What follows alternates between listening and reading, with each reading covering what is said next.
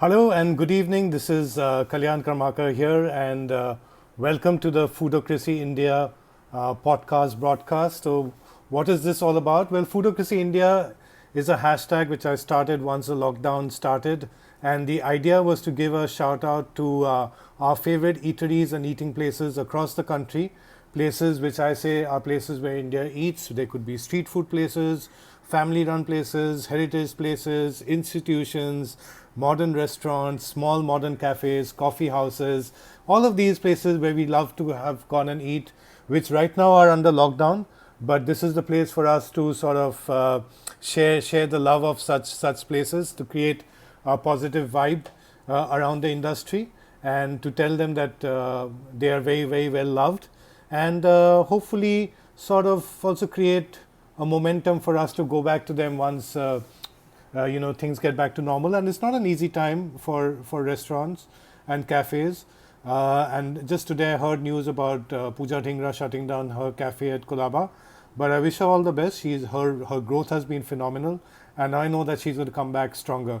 So I'll tell you one or two things about the podcast. I'm using the Instagram live format. So I would invite many of you to give in comments, share your stories. I will not address them at this point because I will be saving the videos and showing them later again on Instagram, Facebook, and YouTube, hopefully. So people might not be able to figure out what's happening. So I'll address your questions towards the end, hopefully, if there's time. I will try to keep it to about 20 to 30 minutes and talk about the restaurant which I'm planning to. And before that, since I know that a lot of you are going to ask me about Baby Loaf, our cat, and you're going to want to see him, there he is. Let me show you. There's our little Baby Loaf, enjoying his snooze and enjoying a bit of the sun out there, and giving me the look, saying, "Daddy, Daddy, can you stop embarrassing me? Let me sleep." So there is Baby Loaf. I know that a lot of you will want to ask me about Baby Loaf, so I thought I'll do it. In this podcast, I'm just going to keep talking to you on the camera. This is from my study in Bandra and Mumbai, where I stay. If you're watching it as a podcast later, you can just shut your eyes or do other stuff and listen to me. There's no need to look at me. There's nothing much which is going to happen, except at a couple of points. I'm going to show you some screen grabs from my blog and a couple of things from my book as well to the place. Now, I had my initial posts on Foodocracy India, which were on the blog, were about places in Mumbai. Then I'd shifted to Calcutta, the city I'd grown up in. And yesterday was about Armenia and Calcutta. And towards the end, we had a surprise entry with the fourth generation owner joining in, Asil Ahmed. But today I thought I'll come back to Mumbai because it's 1st of May. So when I was growing up in Calcutta, we knew it as the Oitihashik May Dibosh, or 1st May, International Labour Day. And I grew up at a time when the state was ruled by the Communist Party. So it was a holiday. So that is it. And in Mumbai, we also know of it as the Maharashtra Divas, and the day on which the state was formed of Maharashtra, if I've got my facts right. So I thought that let me give a tribute to Maharashtra and Maharashtrian places. I've covered some of my favorites before in Foodocracy, about Prakash and Vinay Health Home in the blog format. But today I thought I'm going to speak to you about Aaswad, this restaurant in Dadar, which is going to complete about 35 years next year, because it was opened in 1986. So let me do my math. I'm not really much of a maths person, but 86 to 2000 is what, 24 to 2010, 34. Yeah, I got it right. So next year is going to be 35 years for Aaswad. And I am not Maharashtrian, though my surname is Karmakar, but it's actually, my name is pronounced Kollan Karmakar in Bangla. But after I moved to Mumbai, I just refer to myself as Kalyan Karmakar, easier for people to relate to that. In fact, someone said that they would love to hear me speak in Bengali. I just stick to English because it reaches out to a wider audience, a more diverse audience. And people in any case complain about us Bengalis, saying that we speak to each other in Bengali when there are people from other communities around. So no complaints this time. So I'm not really an expert on Maharashtrian food, but I try to learn about them. And the thing about the Maharashtrian community is that there's a huge diversity to their food. which reflects the fact that there's a lot of diversity to the state of Maharashtra, which is quite a large state, because you have the sea coast, you've got the hills, what's called the Western Ghats, then you've got the plains, the plateaus, everything's there in Maharashtra. So it's a very diverse cuisine. The other thing about Maharashtrians is that they are a community which sort of sticks to themselves, from whatever I've learned, and also they're very humble. They don't like to go out and talk about themselves the way we Bengalis do about our food. So it's a bit difficult to find out about Maharashtrian food unless you go and seek it out. They're a bit shy, but we're lovely people. I have lived in Mumbai for about 21 years now, and I must confess that in the first 10 years I didn't really know anything about Maharashtrian food. What I thought of was local seafood, places like Mahesh and Apurva and all, Trishna, I've now realized is Mangalorean food. And like everyone else, at the most I thought Vada Pav is Maharashtrian, and that's about it. But now I've realized that, that's come in much later, and the Pav came in much later, and there are a lot of influences. So in a way, my education of Maharashtrian food really started with Aaswad, though not the first time I went there. Let me take you back to probably 1998 or 99. I had just moved into Mumbai and had spent a couple of years by then. And I was working in IMRB as a market researcher. And the beautiful thing was that a lot of my colleagues at that point had come from different parts of the country. And we all used to stay in PGs or rental places and hung around together. So there were Bengalis, there were Punjabis, there were Tamilians, Goans, and people from every part of the country. There were Kashmiri and so on. So we would often go out and eat, and we would go for movies, and then we'd hang out at Gokul, Leopold's, Baremia, Crystal. Crystal was the only vegetarian place we'd go to. Then Martin's, Kolaba for Goan. And most of us were non-vegetarian. There were 2 or 3 vegetarian girls, Charu and Sharanya, who were Tambrams. And they would quietly go with wherever we would go and try to order whatever was there, which sometimes would be tough in places like Baghdadi and Martin. So one evening, there were 4 of us, Sharanya, Charu, Gagan, a friend of mine who was Punjabi, and I think he's in the Middle East now. So, and Charu is also, by the way, a blogger and a columnist now, Charu Kesi. So the 4 of us were there, and we were going to watch this movie, Hasina Maan Jayegi, Sanjay Dutt and Govinda. Remember what is my mobile number? And mobiles were quite new then. And we were going to see it at Plaza in Dadar, which had, I think, just reopened after it had, I think it had a fire or something like that. I'm not too sure. And then that day it was just the 4 of us, so the balance of veg, non-veg in our group was equal. And Charu and Sharanya said that, look, there's this nice place at Dadar, we must try it out. And it's vegetarian. So we went. I mean, Gagan and I, we felt that, okay, all these times, these 2 girls, Tambrams, have been so sporting. When we've gone to Martin, where the only vegetarian dish is sliced tomato, or to Baghdadi or Baremia, where they'll have some fried aloo and stuff like that. So I said, chalo, theek hai, jate. So we went to Aaswad, and we were regular punters there. I mean, we would just eat because we were hungry, and we just started working, so we had money, unlike when you were in college, so we'd eat. But we didn't wonder then that which cuisine has it come from, iska origin kya hai, or what is the history behind it. We just go and eat like normal people do. So we went to Aaswad. We didn't even know it's a Maharashtrian place. The menu looked like a typical South Indian pizza, this, that, whatever. There were some Maharashtrian dishes, I guess, but we didn't know it was Maharashtrian. The only thing I remember eating was what was called veg cutlets, and I don't know if it's a wrong memory, but it was flat, sort of croquet sort of thing, and a semolina crust, and I don't think I really enjoyed it much. And we ate, and I threw a face, and I told Shania and Charu that, okay, this time we've come with you for a vegetarian place, but not again. We were fond of Crystal, but Crystal did Punjabi food, which, is home food for all of us across India. So we went, and we watched a movie, and I remember a lot more of Hasina Maan Jayegi than of my dinner in Aaswad. And with that, my Aaswad story ended for a bit, and I'm opening my blog now, and to tell you about the time I went back next.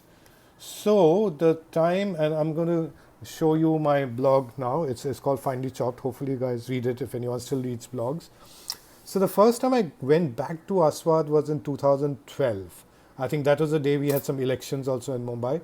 And this is the original place of Aaswad. They are not there right now because the building's gone down for reconstruction. My understanding was they were supposed to come back in March, but I guess because of the lockdown, that's going to be postponed. So this is 2012. I had already been blogging for about 5 years, and I'd met a lot of people through the blogs, and one of them was my friend Dr. Manisha Talim. She's half Maharashtrian, half Bengali, but strangely enough, even though it's from the father's side, the Maharashtrian side is what she identifies with most, and she would take me to a lot of. She's the one who's introduced me to so many Maharashtrian places. So we went to Aaswad that morning, and a couple of other friends of mine, again through the blog. One of them is Gia Claudette. They joined us because she's Goan, non-vegetarian like me, but loves Maharashtrian food because she's grown up in Mumbai. And yeah, it was municipal elections, and being a Calcutta person, I had voted, of course. And we went there, and we had. And by then, I'd already eaten at Prakash a few days back, which I'd spoken of or written about earlier. So we went there, and we had the poha, and you know, I had the Maharashtrian Manisha with me, Gia, who's grown up in Mumbai. So they told me what to order. So we did the poha, we did the thali peet, which I'd eaten earlier at Prakash, but I preferred the Aaswad thali peet more because it was less burnt. Later, my friend Sai Korane, who's written the book Pangat, told me that thali peet should be roasted on a tawa, and she gets really upset that all these Maharashtrian places deep fry it. But for that, you have to talk to Sai on that. She feels very strongly about it. But I would probably do the same if someone did tawa roasted luchis, for example, if it's just meant to be deep fried. But restaurants and eateries do this deep frying method because it's easier from an off-take point of view. So the thali peet comes with this lovely sweet curd chutney. And my wife Kainaz is also a big fan of it. So when we go to Aaswad, she always has that, the thali peet. And then this is the sabudana vada. And remember I was telling you about it at Prakash where they make it very well, and Nashik where they make flattened one. So this is sabudana vada has sago beans in it. It comes in with a coconut chutney. So all this I had in 2012, and I keep having it when I go there. This is the kothambir vadi, which is like a flattened besan gram flour base, and kothambir means coriander leaves. So it's got coriander leaves for flavoring, mustard seeds, and it's got to be have this sukha chutney. So it's dried chili and garlic which comes with that, and there's of course the batata vada which they do, and then as I found out later that batata vada is a old traditional Maharashtrian home kitchen favorite. Old as in after the Portuguese came in, because they're the ones who introduced potatoes. But this combination of pav actually happened more in the 60s when the Shiv Sena sort of encouraged the youth to open up these vada pav stalls. And it said that Kirti vada pav is the one who introduced it. So there's the pav, and it's a Portuguese introduction. So that's the vada pav. And this is the misal. So misal means mixture. And I first had it at my office canteen in IMRB, and it was run by a Mangalorean person, Jaggu. And I love the fact that it was like the Calcutta ghugni with dalmoot thrown in. But it means mixture. So in there could be sprouts, there could be dry peas. In places like Damodar in Pune, it doesn't have any sprouts, and it has kaddu and lauki, pumpkin and bottle gourd. And Sri Krishna in Pune, they have poha and potato, and they make it a lot spicier at Nashik. At some of the places which I've been to. I believe that in Kolhapur or Thana in Mumbai, it's even spicier, hotter. What is this? I can't figure out what this is, but let's see. Okay, so this is the puri bhaji which we ordered. Puri bhaji, I must say that my favorite any day is Prakash. I mean, that puri bhaji, like I'd written about in Foodocracy earlier, is the mother of puri bhajis at Prakash. These are some of the interesting drinks. This is called Piyush, which I first had Prakash. Also very nice with Panchikar, which is a sweet shop. So it's basically a sweetened lassi with kesar and cardamom in it. Very, very, very, very, very sweet, but packs you with energy. Have it chilled. If it's two of you, do a 1x2 if you're not used to it. So this is a bit of the old Aaswad, how it was. You can see it's really a family crowd which goes there. That was me in 2012. I still have this t-shirt. I think yesterday I did the podcast wearing this t-shirt. This is the Sena Bhavan, so the center of the Shiv Sena party, which is now part of the ruling coalition in Maharashtra right now. And okay, so this is my return to return to Aswad, which happened in 2012, and I think that that meal sort of gave me a greater understanding of Maharashtrian food, because when I'd gone to Prakash, I'd gone with a reader friend who was Gujarati. So this time I went with Manisha and Jia, and that was my first understanding. And over the time, years, I've tried to understand more about Maharashtrian food. I've traveled to Pune, Nashik, not yet been to Kolhapur, but I've had some of the Kolhapuri food over here. And what I've realized, and like I said before, is that there's a huge amount of variety to Maharashtrian food, reflection of how the state is, because there's so much diversity to the state. So you have the food of the hills, the ghats, where there's not that much of vegetation or seafood, and the food is on the spicier side, more robust, as it is again in what they call Desh or Vidarbh, where Nagpur and places like that are, which is very, very hot, and in fact close to Madhya Pradesh. So the chili quotient is very high there to make you perspire. In Malwan, coastal Maharashtra, there's a lot of seafood. If you go to Pune, the food happens to be on the sweeter side. A lot of the Maharashtrian restaurants in Mumbai, which are the vegetarian places like Prakash, Aaswad, Vinay Health Home, if you've gone to any of these, chances are you might not have, especially if you're not Maharashtrian, or Gypsy Corner in Dadar. All of these are run by people who are originally from Malwan. And same is the case with the seafood joints. So all the famous local seafood joints of Mumbai, which you probably have been to, Mahesh, Trishna, or Apurva, Jai Hind, they're all Mangalorean run. So it's primarily in central Mumbai, in Dadar, Parel, that you have the Malwani joints, which are run by people from coastal Maharashtra. So you have Chaitanya, which is one of the best. There is Malwani Aswad in Dadar. I had earlier in Foodocracy India, in the blog, I had written about Raju's Malwani cart, which does some excellent food again. So all of the Maharashtrian food which you get in Mumbai, I mean, now I know there are one or two places like Purepur, Kolhapur, which does Kolhapuri food and all that. They've come in from the Malwan area, or the family, so the coastal area. If I'm getting any of the pronunciations wrong, that's because I'm Bengali. And I must confess that after 20 years, I know more of the language, more of the food than the language. But I think there are various ways of getting to know our culture. And what about the original Maharashtrian food of Mumbai? Well, from what I gather, the original community settlers of Mumbai were actually the Kolis, the fishermen community, fisherwomen. And then there are the offshoots of them, the East Indians, who are Kolis who converted to Christianity at the time of the Portuguese. So they have their own cuisine, the Kolis have their own cuisine, and they are the Pathare Prabhus. And I saw Kunal Vijayakar joining in. I don't know if he's still there. He's Pathare Prabhu as well. And from what I understand from Bimba Naik, who's a Pathare Prabhu and does cooking classes and so on, and a big promoter of Pathare Prabhu food, they had originally come in from Kashmir. Or was that the Saraswats? Yeah, the Saraswats had come in from Kashmir. The Pathare Prabhus had said to have come in from Rajasthan, and they traced their ancestry to Love Kush, which is the sons of Lord Rama. But they are really but these are all small communities now in Mumbai, and none of them have their own restaurants.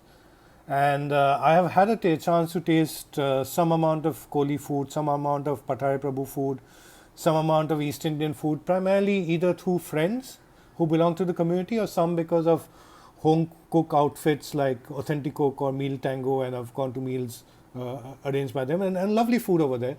But most of the food you get is Malwan. Now this is a broadcast on Aaswad, so let's not forget that. Let's not get carried away and just talk about Maharashtrian food. So I'm going to get back get back to my book, and there's a book which I'd written, which is called The Traveling Belly. It's my debut book, and debut book sounds fancier, but it's my only book so far, and it's my journey. It's about eating across India, and of course the richest chapters are on Mumbai, because I've lived here for 20 years. And I got to know the family of Aaswad a bit later, and I got some information for them, and I wrote on the Aaswad chapter, which is page 282 from the Traveling Belly, which is published by Hachette. You can still get it on Amazon, not on Essential Services, I think, so we have to wait for the lockdown to end. So Aaswad started in 1986, and like I told you, I did the math in the start of the broadcast, so which makes it about 34 years old. It was a small 16-seater restaurant, expanded in 96, added air conditioning in 2006, which is pretty rare for the Maharashtrian restaurants. The Maharashtrians are a community which don't believe in spending excessively.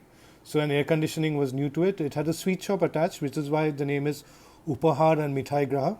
Mithai Griha means sweet shop, and where you can get puran poli, shikhan pera, and everything, even the ukarichi modak through the year, modak. It was founded by Mr. Sri Krishna Ganesh Sarjoshi, who's an octogenarian now, very smiling gentleman, founder. You can still see him on and off. He'd come in from the interiors of Konkan in 1968. He worked in a restaurant called Trupti in Dadar, which is now shut, as a salesman, and then worked his ways to save up and open a restaurant in 86. The foundation was laid by the late Shiv Sena chief, Balasaheb Thackeray. So just as in Delhi, in Old Delhi, you'll find a lot of places which have been opened by Pandit Jawaharlal Nehru. A lot of the places in Maharashtra, Dadar, especially Mumbai, have been opened by Balasaheb Thackeray. I think they both liked food quite a bit. His son, Suryakant Sarjoshi, who's now my friend as well, is a very friendly and helpful gentleman, very soft-spoken, very shy, but his warmth is infectious, spreads to the staff, and he keeps trying out new things, and they're right now in a sort of temporary format down the road at Gokhale Road, waiting for the lockdown and to come back, I think, to the main base. He's even opened an outlet at Mumbai T3 International Airport, and near what used to be the Jet Airways section earlier, but now whoever this thing. And so okay, this is an interesting thing. 2015 Indian Global Hub, Foodie Hub Awards, where they won the best misal pav thing. So there was in the beginning days of my blogging, there was an organization set up called Chowsters, which had writers and bloggers from across the world representing different cities. I was representing Mumbai, the first person from India then, and the idea was to give your take on your food, and they would do these awards, global awards, Asia Awards, Veg Awards, Street Food Awards, and so on. So in 2015, in the international awards, there was one category, Best Vegetarian Dish, and I nominated Aaswad and misal pav for it. And then their jury went across and they checked it in various countries, and it actually won. And the news sort of went viral over here, and everyone was first intrigued, saying, especially the Maharashtrians, saying that we've had misal pav all our lives at home. What's so special about it to get a global award, or what is special about Aaswad? But suddenly there were queues over there, and I would earlier go and see that a lot of Maharashtrians would have dosa and sandwiches, veg sandwiches at Aaswad, because they would have the Maharashtrian food at home, but suddenly they were ordering misal pav again and stuff like that, and there were of course debates that is this the best misal pav? Why is misal pav best vegetarian dish? Because they're only sprouts. Well, it is vegetarian, and it was my point of view. And like I said, at Damodar and Pune, they do put lauki and pumpkin. Also, like I said, Suryakant Sarjoshi is very humble himself. So in an interview, he said that look, there are many good whistles across the country and across the state. We are just happy to have won it, but it's more about promoting Maharashtrian food, and I'm glad in my own way I could do that. And I remember going there to let me show you some pictures after that one there, and I'd gone back and see suddenly like everyone was ordering only misal over there. And this is misal, the mixture, and with dahi. Dahi is a must, I'm told, in Nashik with misal, and families. Suddenly, instead of dosa and veg cheese sandwich, everyone was ordering misal, and here's a misal pav. So we went there and had it. It felt good to see, a dish from the state I call home being promoted. Let me see who we got with. So over here, you see our Jamshed uncle, who's no more now. My mom-in-law, Parveen Bilimoria. That's Manisha Sachi-folk. And that's me. So that's... And everyone is wondering why we're getting photographed. So I like the fact that they have done a lot to sort of progress Maharashtrian food, and of course there's always debates on is this the most authentic Maharashtrian food, is this the best Maharashtrian food, and so on. And I keep saying that foodocracy is India is not about that.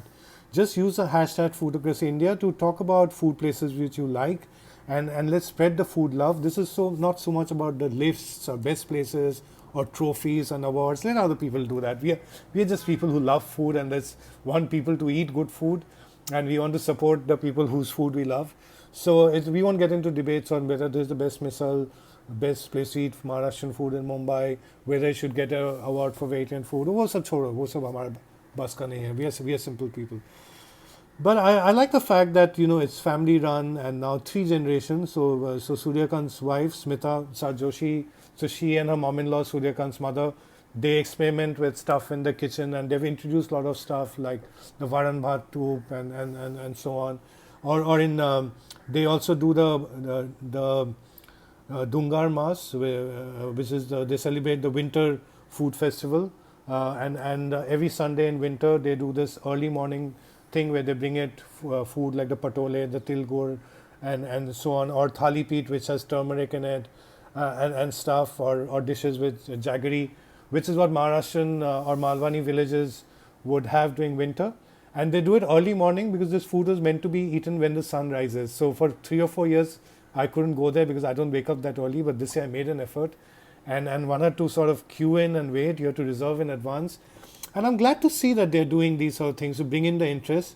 And funnily enough, it's more Maharashtrians who go there more than us people, because non-Maharashtrians. Because the fact is that all of us across India, we don't really credit our own home cuisine that much.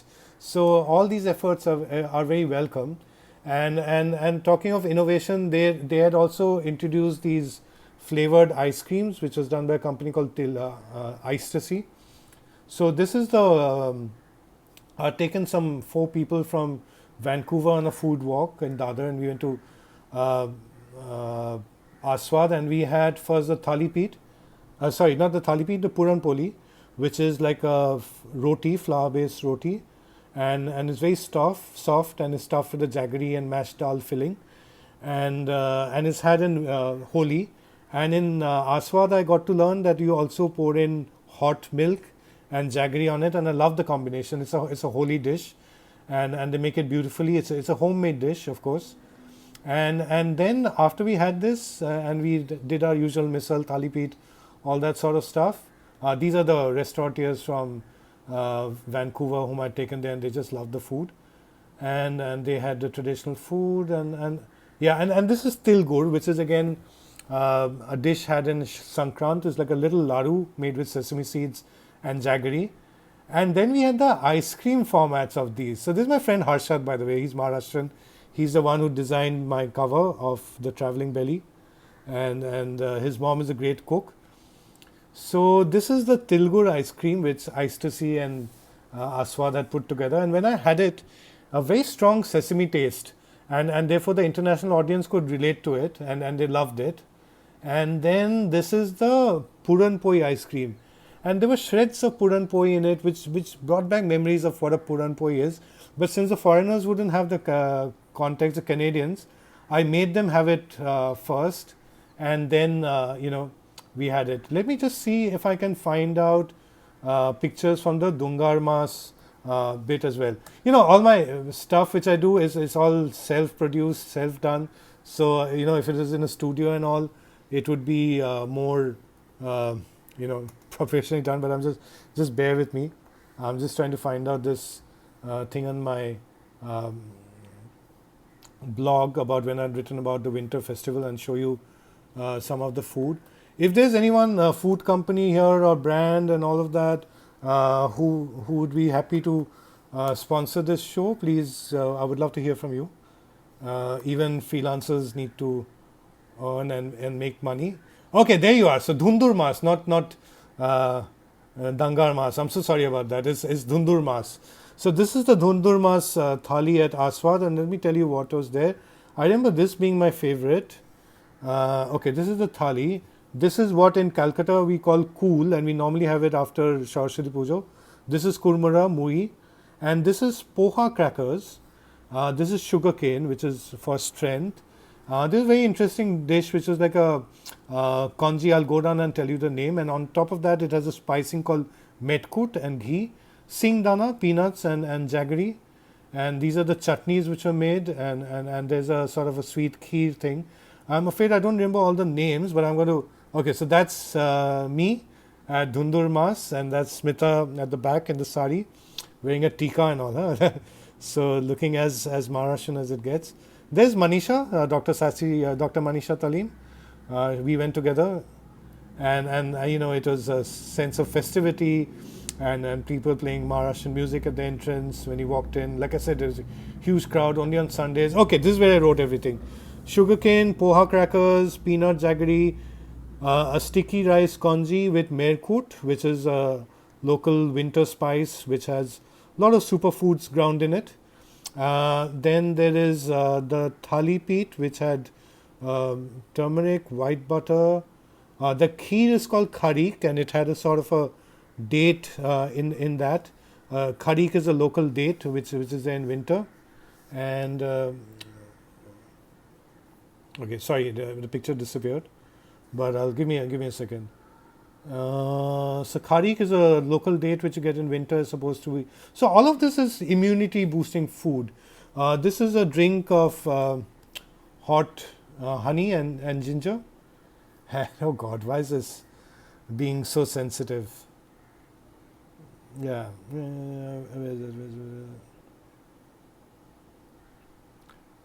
Okay, so there's bear. Bear is what we call cool in Bengal. And I'm so sorry I said Dungar Mas before, that was wrong. This is Dhundur Mas. White butter or loni, as the Maharashtrians call it, churned at home. That's the thali peat. Okay, what else? There was the satori, not datori. This is the satori, which is like a sweet pancake with jaggery inside, beautiful. And this is the amboli, which is like a netted dosa-like dish, and they put in turmeric because it was winter. Really nice. And the thali peat also had sesame. So sesame, peanuts, all of this is used. So very immunity building food, and meant to sort of bring it alive. And this is the family. So that's me, that's Manisha, and that's Smita Sarjoshi, that's Suryakant Sarjoshi, and the daughter Mansi. Mansi studied French, teaches French, but now is also helping in the family business. And the good thing is that Mansi sort of interacts with the audience, which is not that comfortable in Maharashtrian and Hindi in occasions like this, and helps spread the knowledge of food. And this is the entire family. And I was talking to you earlier about Mr. Shrikant Ganesh Sarjoshi, who had opened the Aaswad in '86 after coming to Mumbai in '68. So this is a family. That's Mansi, third generation, grandpa Shrikant Sarjoshi, Suryakant Sarjoshi, who's the main owner now, and is the son, and my friend, and that's Smita Sarjoshi. Lovely, lovely family, very, very humble, very friendly, very warm, and I think it shows in the restaurant. There's he is, grand old man, Shrikant Sarjoshi, and his smile always shows when you go there. In fact, okay, that's my column from Times Kitchen Tales, and I've done a video on that. So with this, I come back. It's almost 30 minutes, and I come to the end of my broadcast part of the podcast. I'm going to answer some of the comments and questions, but before that, let me just sum up. In Foodocracy India, I'm just trying to share the love of the places where I love to go and eat. I'd encourage you to do that, even if other people have written about it, but just use the hashtag Foodocracy India, even if you've written about it before. Don't bother if it's the best, the most historical, most authentic, whatever. You like it, write about it, and tell people why they should go and eat it. So why do I like Aaswad? Because, that's the place where I first got to know about some parts of Maharashtrian food. I know the family now, and I love, the warmth and sincerity with which they've worked and which shows in the restaurant. I like the fact that they've tried to move with the times. I love the fact that they've tried to make Maharashtrian food more accessible to the community outside, and make the community inside feel more proud about it. I love the sense of hygiene, sincerity, and the taste which comes into the food. It's a vegetarian place. I love non-vegetarian food, but despite this is one place I really love and take people to. and it's in Dadar in Mumbai. They are in a temporary place for the last 2 or 3 years. They're scheduled to come back to their main building. It's opposite the Sena Bhavan. And what would I order at Aaswad? I would of course order the misal pav, which I'd nominated for the Foodie Hub award. I like the poha over there. I love the thali peet. I know it's not the home-like one, but it is traditional to the Maharashtrian eatery thali peet. I like the poha. I like the sabudana vada. I like the varan bhat toop. I like the tilgud ice cream. I like the puran poli neat, puran poli ice cream, ukarechi modak. And recently I've taken a couple of international people, food writers. One is Colin Taylor Sen, very, very respected international Indian food writer based in the US or Canada, married to a Bengali. And I took her to Aaswad, and she just loved it. And she said that I've never had Maharashtrian food. So we started with first the chatpata stuff like that, the vada pav and thali peet and stuff like that. And then I said, let me order some of the day-to-day food. And I said, it's not that exciting. Or I felt so. And we had the pitla, which is like a liquidy besan-based paste, and the bhakri, which is like a rice roti. The very, very humble farmers' food, all of this. And then we had the vareli bhangi, which is baigan, and we had all of that, and she was wowed by it, and she said that this is more memorable than any food that I've had. So that's really the power of our Indian food from our kitchens, and hats off to such family-run restaurants which are taking this story ahead. So that's all I had to tell you about Aaswad in hashtag Foodocracy India. Aaswad is in Dadar in Mumbai. It's a vegetarian Maharashtrian place, reasonably economically priced. It's air conditioned, and in the new premises they have very clean toilets. In fact, Colleen Taylor Sen mentioned that it's 3 generations of a family running it now. And that's I told you what to order, which is misal pav, poha, the piyush and drink. Then have the sabudana vada, the batata vada, the thali peet, varan bhat toop, the pitle bhakri, and the puran poi. Then have the ukarechi modak, which is like a steamed modak, looks like a wonton but stuffed with grated coconut and jaggery. It's sweet. Have the puran poi ice cream. Have the tilgud ice cream. Buy stuff to take home if you can. And tell me if you have any Aaswad stories. Tell me about it. I'm now going to look at some of the comments. So if you're seeing this later, I'm doing this through an Instagram live. So you might not be seeing the comments. So you might be thinking I'm talking to this thing. But let me see. So Gayatri Jhavri says, hello back to you. Thanks everyone who's joining in. And also happy Maharashtra Divas to everyone. It's a special day for us in the state. Okay, I'm just scrolling through the comments. Neha says, hi Kalyan, hi back to you. The real Aman says, I have to read this out. This is too cute. Real Aman, I have to. I mean, we sometimes get bugged when they're trolls. So if there's someone who's saying this, I have to read it out. Sir, you're so handsome person in the world. Thank you so much, Aman. I don't think anyone's ever said this to me, but I'm going to sort of accept that with all humility, as they say. Thank you, Aman.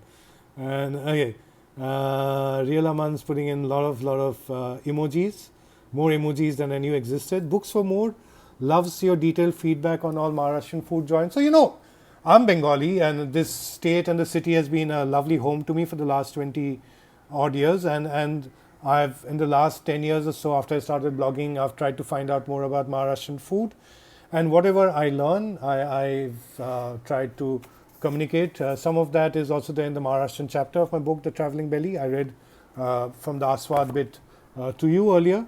Also, you can look up in my blog, Finely Chopped. Books, Food for More. Thali peet is not supposed to be deep fried. I can understand, Sai, of course, and that's what I said. But I think it's fair enough to say now that the restaurants have created this version, which is their own. Hungry Bear, I only know one language is food, same pinch. Quite difficult to locate good Kashmiri food. You can try out my friend Namak Swad Anusar. She does some home food in Mumbai. Amya Mahajani wants to know, do you feel a lot of food will lose its authenticity in the times to come? Yes and no, because there are certain underlying principles of food But food keeps evolving with time, and you'll be surprised to know that certain dishes which you think of as authentic didn't exist. So let's take the vada pav for example. Potato brought in by the Portuguese, pav brought in by the Portuguese. It's got green chilies in it, brought in by the Portuguese. Could it have been an authentic Maharashtrian dish 300 years back? No. But does it bring in Maharashtrian flavors into it?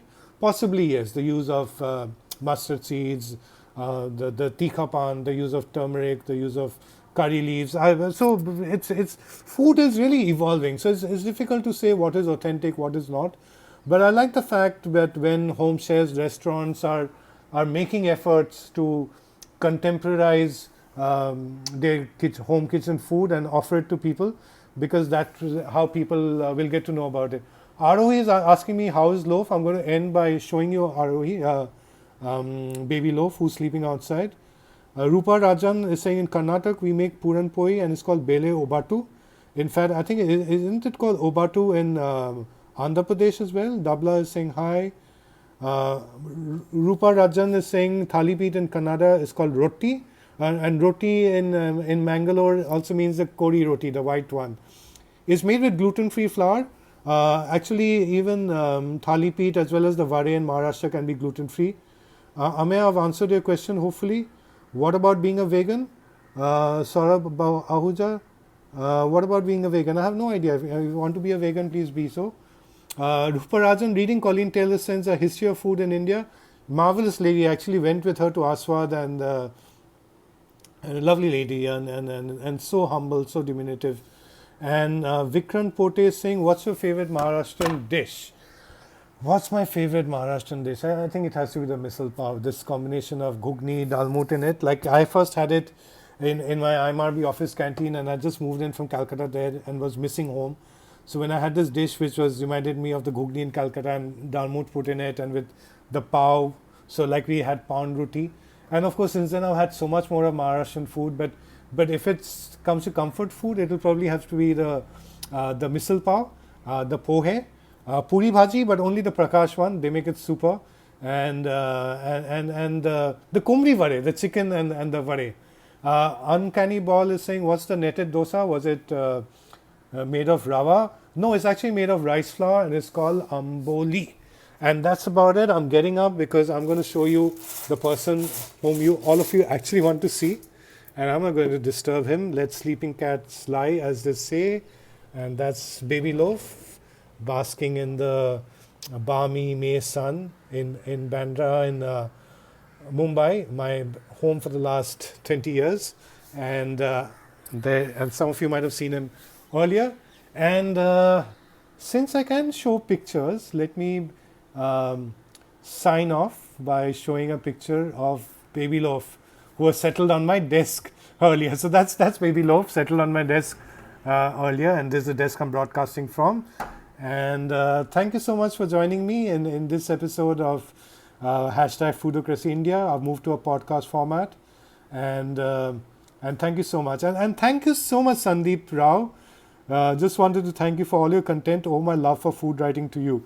I mean, I'm so honored. Thank you. I owe my love for food writing to people like Kunal Vijayakar, who'd logged in, to and the late Anthony Bourdain, to Simon Majumdar, to Baby. God, someone said Baby Loaf is so cute, and I was about to say Veer Sangvi. I don't think Veer would like to be called Baby Loaf, and Vikram Doctor. So it's great to have people who've inspired one. So I just feel that it's a very humble way of pay it forward. But thank you, Sandeep Rao, most kind of you. Shireen, Baby Loaf is indeed very cute. So bye, guys. It's been about 40 minutes, and say hi to your son, Shireen. And I'm going to follow Baby Loaf's example and go and take a nice Bengali afternoon nap, because it is May Day after all. Goodbye.